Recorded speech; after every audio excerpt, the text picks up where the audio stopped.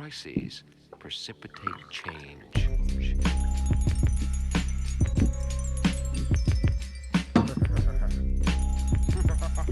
Secretly plotting your demise. I want to devise a virus to bring dire straits to your environment. Crush your corporations with a mild touch.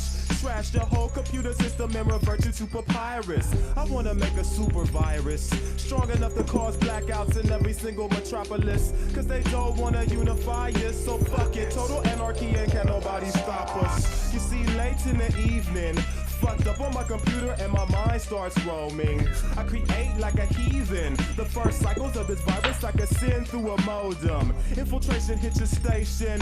No Microsoft or enhanced DOS will impede. Society thinks they're safe when bingo, hard drive crashes from the rending. A lot of hackers tried viruses before. Vaporize your text like so much whiteout. I want it where file replication is a chore. Lights out, shut down entire White House.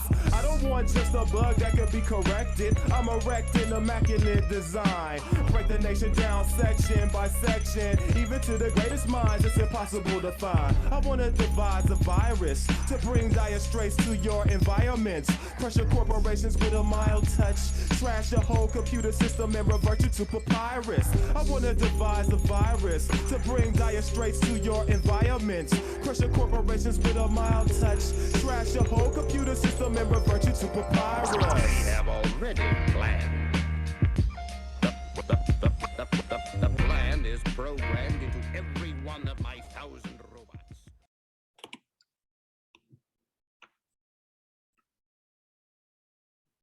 What's up? Hello, everybody. Hello. Welcome. We have folks trickling in. I'm so excited. But we're gonna go ahead and begin. I'll do some more intros as folks are kind of making their way in. I want to begin by just saying hi. My name is Adriel Lewis. I am tuning in from Sangna, a village in Tavangar. This is the traditional lands of the Tongva people, as well as Gabrielino, Kish, and some Chumash as well. And I think about the 7 millennia plus of history that exists in this place and how it continues to affect all of us in this city, even though when people think about Los Angeles, sometimes that might not be the first thing to think about. I think oftentimes I equate that to the ways that we operate on the internet, where we're always logged in, where we don't really, like think about with intention every time we open up our devices and sort of like enter the space.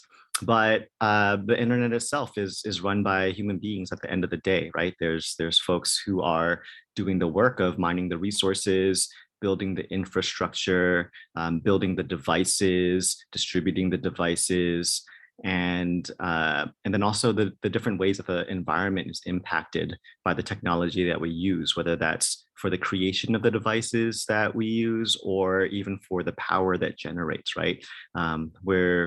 We're at MCN, and I'm sure thinking about a lot of different kinds of emerging technologies, NFTs, blockchain, things like that. And I think also, during this time, we've all, or many of us have come to learn about the ways that, energy, coal, just like things that are not necessarily the best for our environment, power these kinds of things that we're thinking about. And so again, kind of thinking about LA and 7,000 years of history and what it means to think about emerging technology in that context is really deep to me. And so I want to hold that space. I thank you all for coming through, and I honor that. I honor everybody's energy, all the beings, the waterways, the skies, all of that makes possible us to gather today. And I'm really looking forward to making the best of that time and all of us gathered from throughout the country, or the world, or the universe. So yeah, pop some ones in the chats if you are ready to talk about what are we talking about? Risk. We're talking about how to move forward in our institutions and within our institutions. I like to pop some ones in the chat to basically just be like, I'm here. We can't be in, Marriott conference room A, but we got our keyboards and we can blah, blah. There we go. All right, cool. So we're gonna hop right into it.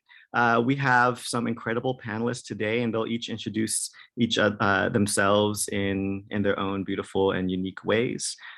We have Aleia Brown, we have Koven Smith, we have Jaclyn Roessel, and Suse Anderson, and all of them are coming with not only expertise but a deep sense of care and compassion. And over the last few months, I've had the chance to really connect with them and talk through what it means to work with and in institutions, to navigate risk, and to really think through what it means to develop a relationship that is beneficial to humanity, while at the same time, really being able to take advantage of the technology that lays ahead of us. And so with that said, I'm very pleased to introduce our first speaker, Aleia Brown. And Aleia, I guess I just want to, ask you, just kind of off the jump. Actually, before I bring you in, I'll just share the questions that kind of folks are going to be addressing in different ways, just so that y'all, I know, are still kind of trickling in and may just want to get a little bit situated. Also, we're not going to be using slides. So if you got to wash some dishes, trim some hedges, pay attention to this podcast style, rest your eyeballs by all means. Digital conferences are intense. Zoom fatigue is real. So, just like let our sexy voices massage your earlobes for the next 40 minutes. So some of the questions we'll be asking is, how should museums assess possible harms and benefits of different technologies in their work? I'll also post these in the chat. What are the conditions of safety for you online? What or who are we protecting? And what is a tangible move toward the safety you envision? So with that said, pleased to welcome Aleia Brown. Thank you, Adriel. Thank you for creating space for us to have this. Now, Aleia, I think we don't have your audio on. You're unmuted, but we might need you to. I am hearing her just fine. Oh. Oh. No, you know what? My bad. Moderator fault. Had my volume down because I was bumping that Delta Funky Homo Sapien. Sorry. Hilarious. Reset. We are here. Right. We are All here. right. We hear each other. Wonderful. I'm with you too now, Aleia. I'm with you too. Thank you. All right. Sorry. Take two. My apologies. All right. No, I was just really going to start out by thanking you, Adriel, for gathering us together and doing such a wonderful job at creating a space for us to come and have productive and thoughtful conversation, and that wonderful land acknowledgement that you did. I don't think mine is going to be as graceful. I'm on Anacostan and Piscataway land, and all I have to say is land back. I'm in solidarity with land back, and I can talk more about what that means and add some links into the chat, but that's where I'm at right now. And again, my name is Aleia Brown. I am a dark-skinned Black woman with knotless braids, long braids that I just got done. I have blue glasses, oversized frames, and I'm sitting in my apartment. So I think what I wanted to share with you all comes from my stance as a public historian, curator, and a museum professional, and also someone who is a community organizer. So I am always looking at ethics and thinking about ethics and what that means in this particular digital space. So I have also recently gone through a transition where I was at a Black Digital Humanities Center, and now I'm at the National Women's History Museum. But I say all that to say my practice, Black Digital Humanities, is centered in care and harm reduction in design and thinking and being critical in the ways that we use technology. So that's a little bit of the framing. But the historical framing that I wanted to start with today is thinking about this prescient question that comes from W.E.B. Du Bois's Soul of Black Folks at the turn of the century.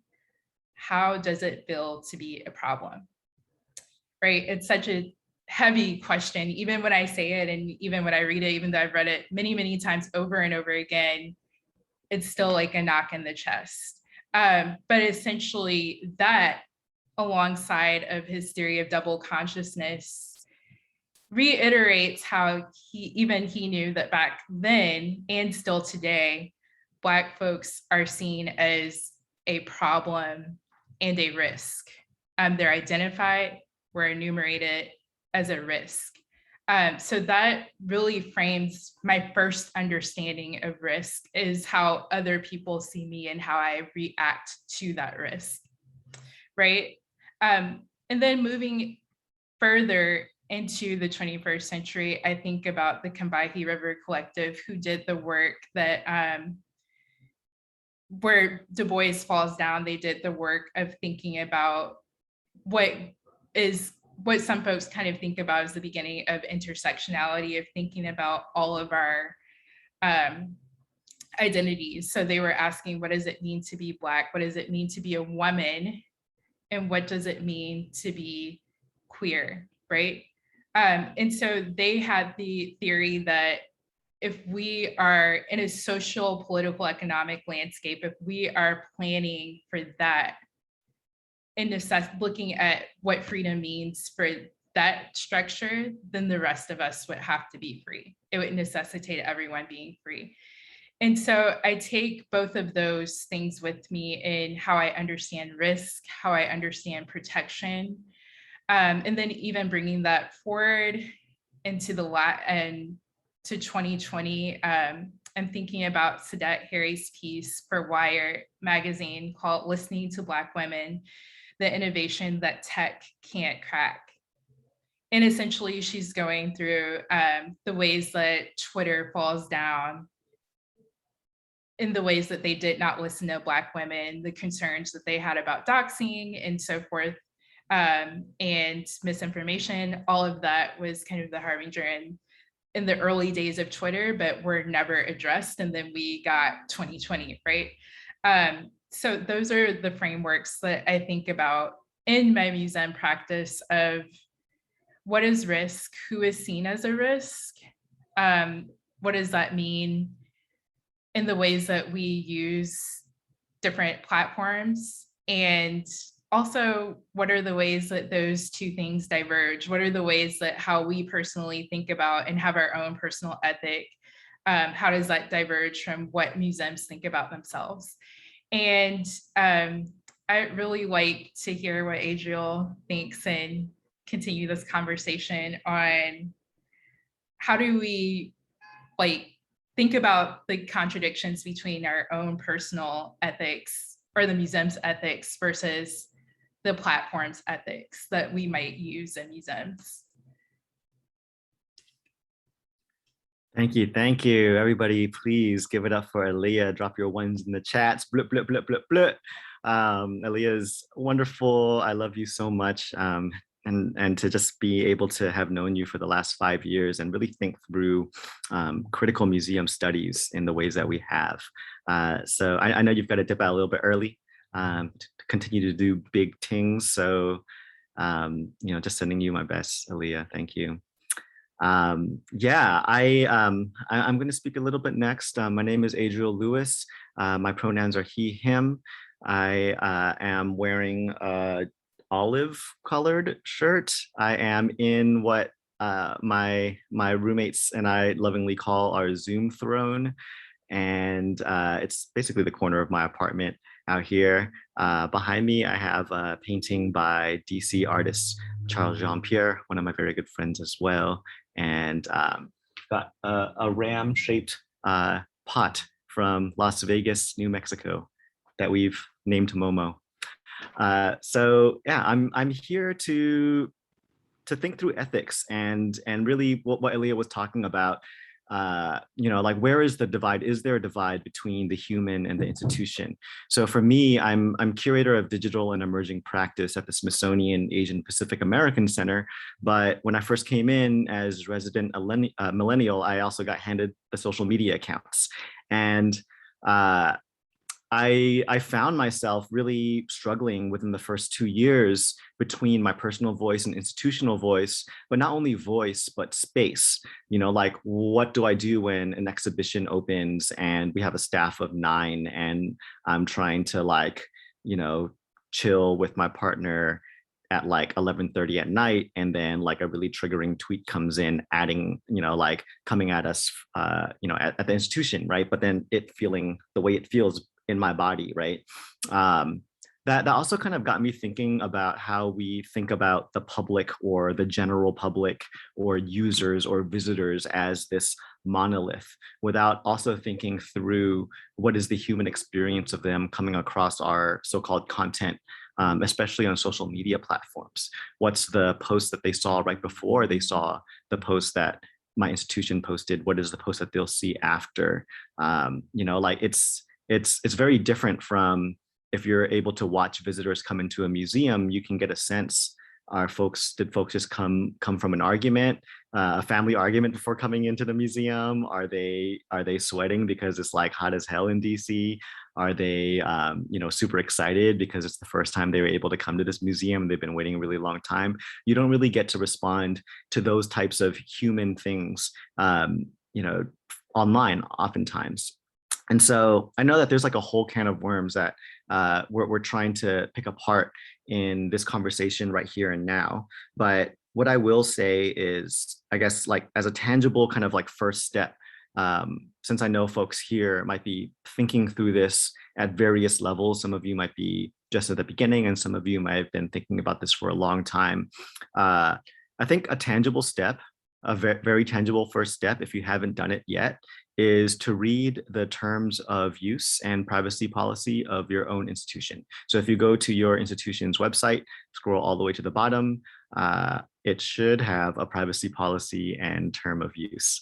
And so I'll share a quick snippet from Smithsonian's social media policy and its privacy statement, and this is similar to a lot of museums, where it says, social media companies are not operated by the Smithsonian. Use of their services is governed by the privacy policies of social media companies. So they basically pass the buck. They're like, well, once you're on Smithsonian's Facebook page, that's not, it's our content, but it's not our platform. Get it, right? And then you're sort of left to the governance of Facebook. And without going too deep into it, a couple of things that, like we've learned recently, Facebook sells user information to firms intended to sway democratic elections, complicity in its role in facilitating human trafficking, opaqueness in its known role in harming mental health among young people, like sketchy, harmful, difficult things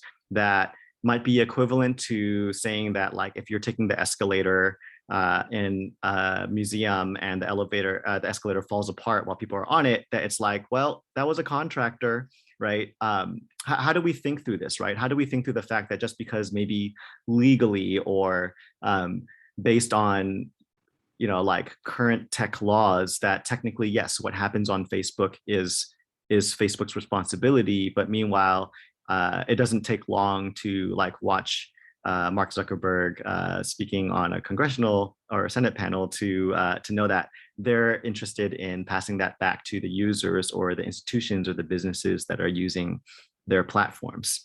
I would say one other additional thing that is a bit beyond the social media platforms is also, what is the role of museums in educating the public about how to use the internet, if being able to use the internet is a prerequisite to being able to learn from the content at that institution, right? And so I guess what I mean by that is, for example, with the MoMA and the Museum of Modern Art and their policy around do not track features on browsers, they basically say that a lot of people don't realize that do not track is set on their browsers as a default. They may actually want to be tracked we don't know. But because the public is so uninformed, what we're going to do is just like track anyway.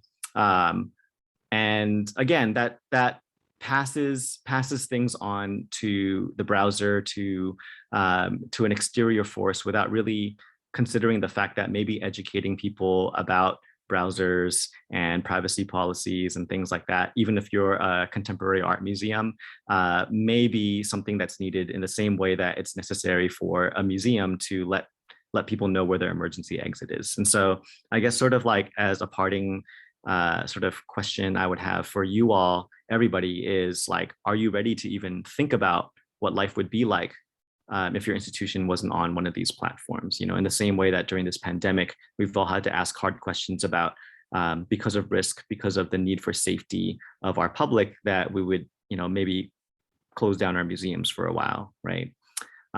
So I know that was a lot, but I'm excited to hear from Koven. You know, especially coming from, you know, a curatorial perspective. I'm applying for grants. They're always asking about, you know, what is your impact, and what would it even mean as curator of digital and emerging practice for me to try to measure or talk about impact if I were to also try to consider life without some of these social media platforms that our institutions rely so heavily on. So Koven, how do you assess risk from an institutional perspective?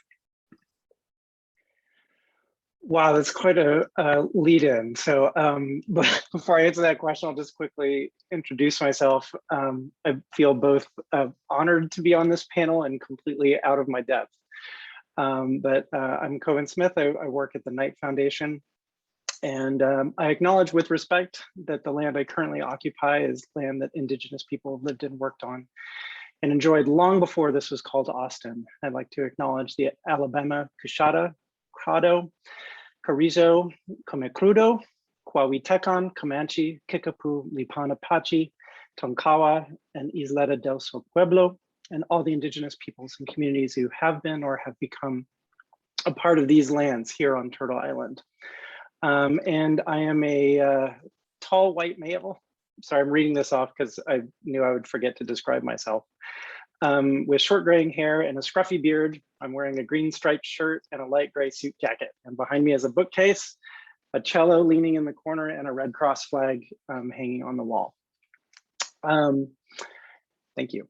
And so getting back to the question of risk, I think is an interesting one, because I think certainly, Adriel, when I first had this conversation with you, and when I started thinking about this, I think I was not thinking in terms of risk. I was often thinking in terms of ethics, you know, and how the sort of ethics conflict between, you know, organizations and then the outside agencies or organizations that we may work with. But I think ethics is hard because the domain of ethics is mostly in policy from an institutional perspective. Whereas thinking about how those ethics play out is really manifested as risk, which is really an output of practice, i.e. it's something that we in this room actually have the ability to change. You know, policy changes slowly, often, you know, at most institutions, whereas practice can change and alter very quickly.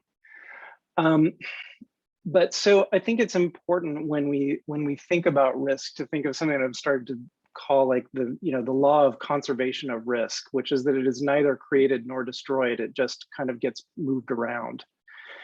And we in the grant making world often ask questions about, well, how can we mitigate the risk, you know, that a given thing will cause a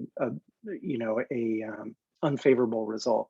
And quite frankly, in most cases, mitigating risk is often not possible. It's a question of where does the locus of that risk rest?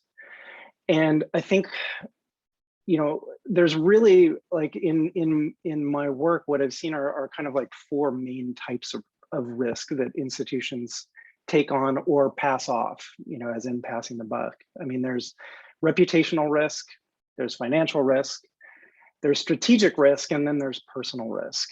And I think museums tend to overvalue or get more worried about the reputational and financial risk. and undervalue the strategic and personal risk. And so in a lot of cases, I think we have situations where we have, in the case of Facebook, we said, well, we have a reputational risk of not being on Facebook. Therefore, we have to be on Facebook.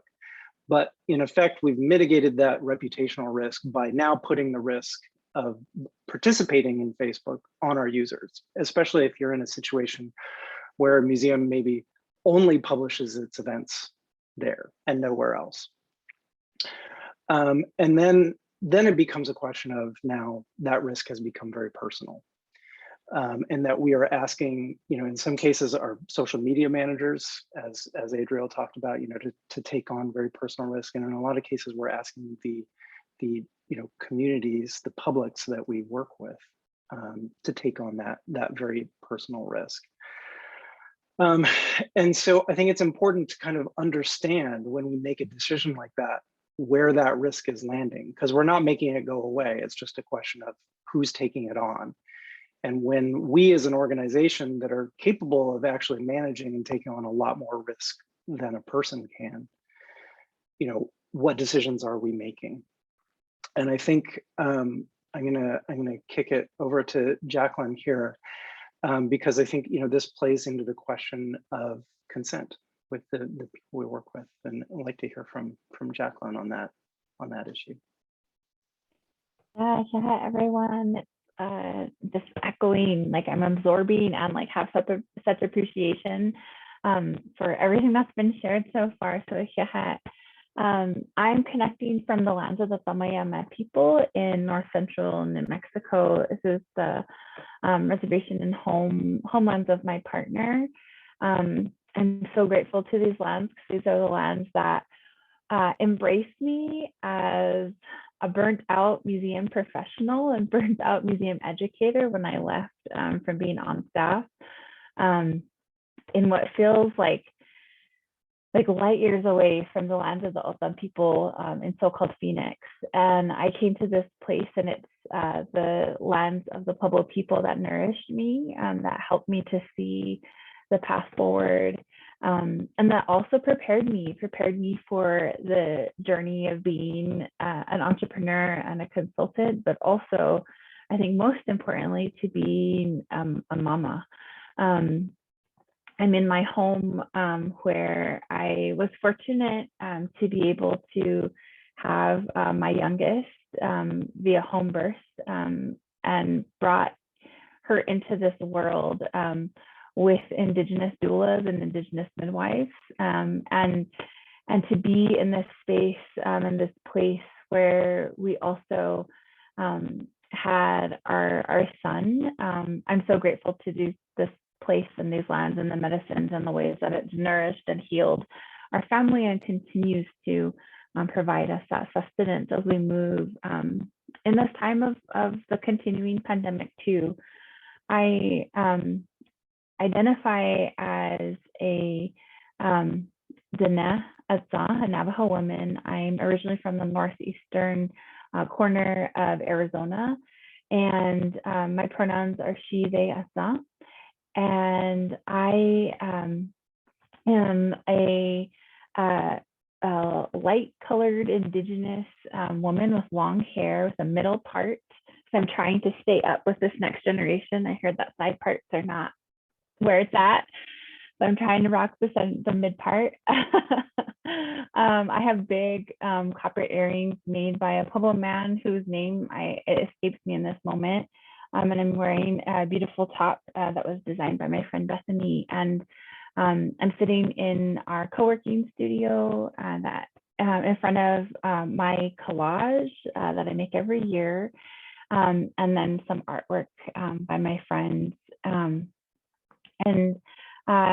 Yes, and thinking about like what does risk and harm I think I come back to like what grounds me in my practice as a cultural equity and cultural justice advocate and consultant. And that is really to think about how our organizations and institutions can frame our interactions with Indigenous people as really existing on this healing spectrum, as moving us close toward healing, transformation, or further away from it, right? Like that, especially in museums, like we are always in our everyday as museum professionals, working toward repairing harm that our institutions inherently occupy, and simultaneously from that, like can move us away from it. We can uphold the harm that exists. We can play into the invisibility and erasure that like exists, just because of the systemic institutional structure that we are engaging with. And so from that frame point and thinking about this idea of like what are really two things I'm processing this in this moment are this idea of like continuing consent, which really comes from language that I developed in relationship with my colleagues at the Museum, San Diego Museum of Man, now the Museum of Us, and our ability to think about our colonial pathways policy that was approved just as I was leaving for maternity leave in 2008. And it's a idea of like, what does it look like for communities to give continuing consent? What does it mean for us to always be in this relationship? So I think from that model, which is really framed and from a cultural resources perspective, of being in continuing consent and giving consent continually to steward our cultural belongings as Indigenous peoples. What would it look like to kind of take that same frame of reference and framework from a visitor perspective, right? From somebody engaging with a public institution that is in conversation with a museum. And I think to adopt that type of a model and to shift the paradigm like into that sphere, I think it also requires museums as institutions to enter in to this framework of what my friend Dr. Adrian Keene names like learning in public. And so this idea of like, how are we consenting to learning in public? And how are institutions giving consent to say, like, we are going like from this real like place of like radical transparency, right? And so thinking from this place of like, how are we going to really explicitly name like what we're grappling with, understand that we will make mistakes, that there will be days when our messages are off, there will be days when we harm people, right? But that if our intent is to be in connection, to be in relationality, like with each other, with living beings on the planet, like how are we able to move in ways that that are less rigid, that are not constricted by that, like, you know, the four walls, white box mentality? Like, how are we able to like move beyond that? And I think that's something that I'm thinking about as a way to contextualize what essentially like decolonizing could look like, right? Like essentially like what healing transformation could be. And that if we are engaging with each other in a way that respects like our living essence, and I'm including in that realm like everything from like plants, insects. Like we're at this critical moment where even museums like cannot be neutral in like thinking about them just from the preservation of like objects, right? Like so-called objects and so-called like art on the wall, that if we want museums to exist, like they need to also recognize the realities like of like the existential crisis that we're a part of in this moment collectively, and recognizing that, you know, their big HVAC bills are something that are also contributing to like our climate change and climate scenarios. So like, how are we thinking from a holistic perspective of our living relationality like to each other, and how are we thinking about risk from this really like in indigenous like cosmovision that allows us to be in conversation that isn't about necessarily like the start and end cycles like of budget years, right? But that it really is something that is cyclical, that it is moving forward and allows us to be generative like in our response. And I think if we're able to adopt that framework, inherently we then are dismantling like white supremacy culture. Like we're dismantling a lot of these other systems of oppression that are also plaguing and constricting like the museum space as well. I'm really excited to kind of bring in and weave into the conversation Suse, who is going to just, yeah, like I just like want to just introduce you. I feel like so many people and just hand it over, like give the mic to you in terms of, thinking, what are you thinking about in terms of just assessing like harm and assessing like the benefits, but also weaving together everyone's thoughts as well. So welcome. Excellent. Thank you so much. It's so lovely to continue on from you. So hi, everyone. My name is Suse Anderson. I'm an assistant professor of museum studies at George Washington University, where I teach courses including ethics and values and history and theory. And I think that they're really helpful as we'll come into this conversation. I am a middle-aged white woman. I have quite short hair at the front right now because my 9-month-old son has been pulling all of my hair out when he feeds. So I'm really about a fifth short hair compared to normal. I'm wearing a black sweater and I have long earrings made out of rooster tail. I am coming here, I'm located in Baltimore and I'm on the unceded lands of the Piscataway, Lumbee and Cherokee peoples. And I think I mentioned this at the start of the overall session on ethics, but I think it's really important that we consider histories. This is, as Adriel mentioned at the start of our session, consider histories and how they impact the present. I'm also in Maryland, which was a slaveholding state. So, these histories that fill this country, they shape where we are and they shape the ethical questions that we come to. In fact, Adriel started by talking about the hundreds of years of history, or the thousands of years, sorry, tens of thousands of years of history of Los Angeles in its various stages of development. And he mentioned that as we think about technology, that we were talking about emerging technology within the context of MCN, but arguably there is no emerging technology, that all technology is built onto normative values, assumptions that were built upon the ideas of their creators, that were built on foundational national narratives and other ideas that have been constructed. These narratives have been constructed over years. And when we think about an emerging technology, no technology is coming without history, just like museums are not coming, without history. And when we think about this idea of normative values and how that shapes ethics, well, normative values tend to be built around the people who have power. So going back to the quote, the W.E.B. Du Bois quote that Aleia brought us of how does it feel to be a problem? I think it's such a prescient quote because it helps us consider that those who are often creating systems, that those are creating institutions, and those who are defining ethics are often those who have power. And when we talk about risk, when we talk about consent, that we're mostly thinking about risks. Those risks are often also being defined around risks to those who have power. And what I've been talking a lot with my students about is how we redefine risk to be risks to those who don't have power in these spaces and don't have traditional power or continuing power. And so I think when we think about consent and we think about risk, that the question we need to be asking ourselves is, who is defining the risks?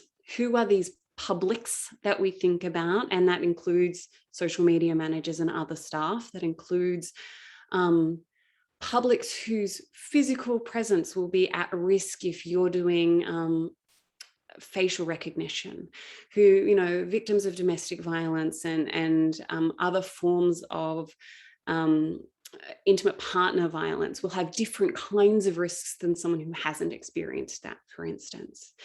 And institutions are designed around those with power. Institutions have power. And when I think about ethics in this context, it starts to be a question of how do we shift the balance of that decision making so that we're considering that ethics of care that Aleia was mentioning, to consider those who don't have power and how we frame the questions then, and how that we might frame the questions at that point as to what the ethical approaches would be. So I think that that's one of my big questions. It's something I've been thinking about a lot. It's something my students and I talk about a lot is, terms of use and privacy policies are set to protect the institution, as Adriel was talking about. They protect the platform. They don't protect those who are vulnerable. And the challenge I think we face is, how do we protect those who are most at risk and most vulnerable when the ethics of the assumptions and the ethics are usually coming from those with most power? And an assumption might be that there's also most to lose, but there's very good structures of protection for those with power and not so much those without power existing. So that's kind of my challenge for this whole group. And we only have moments left. So I want to throw back to Adriel to see your response and any questions, and open it to my panelists if they have a response as well. Right. Thank you. Yeah, thank you so much, Suse. And I know that we've just got a few minutes left, just kind of, and there was so much packed in, right, folks? I mean, first of all, please give it up, drop your ones one last time for Jaclyn, Koven, and Suse. Just some of the things that really stuck out to me, Aleia talking about how we can learn about collective liberation in a technology context, and what it means to learn from Black and feminist movements and apply them into museum practices, and also just thinking about ethics of care, and all the different complexities that humans come in that oftentimes get lost when we just think about folks as user engagement. Koven talking about how institutions can think about mitigating risk, not just for the sake of their reputations, but also, like thinking about like really what is at the heart of being a public institution, what it is that we're serving, and how do we actually shift the standards of what it means to succeed, really. With Jaclyn talking about learning in public, right? Like the fact that so much of this is just things that we're all learning together. So what does it mean to actually shift the paradigm of knowledge exchange between institutions and the people? Like how do we indigenize a vision of humanity as opposed to basing things on institutional calendars and standards? And Suse talking about all technology is built on assumptions, national narratives, ethics. Like how do we question the power structures behind ethics in the first place, and really think through new ways of going about this. So yeah, I know we don't have like a whole ton of time left. I dropped the bios in the chat earlier, so I definitely encourage you to look up the research of everybody here. I'll also do a quick plug of a paper that I wrote recently called Bigger Than the Internet. That among the terms of use and privacy things that I mentioned, I also kind of go into a bit more of like my own personal experience with the internet and how I went about that. And also, I guess real quickly, because I saw that Francis asked a question of like, knowing what you know about Facebook, what museums have removed themselves and deleted their accounts? That's a good question. And I don't know if anybody here or, panelists or anybody knows of anything specifically. I've looked for this. I haven't found any institutions that have left Facebook or social media platforms, any specific social media platforms because of care for the public. But I did come across something interesting around Vienna-based museums in Austria that have switched over to OnlyFans because of the content moderation and the showing of like, paintings with nudes and things like that. So it still is more, for the protection of the content and preservation of the institution as opposed to the public, but it may be a start, I mean, if anything, look at Lorde. There's a lot of musicians and celebrities who have jumped off for their own personal protection. Maybe these are first steps that at some point, one institution will take the plunge. So anyway, thank you, everybody. I appreciate you all for tuning in. Have a wonderful rest of your MCN, and also plugging Suze's session coming up next, where conversations around ethics will continue. Thank you, y'all. Have a beautiful, beautiful day.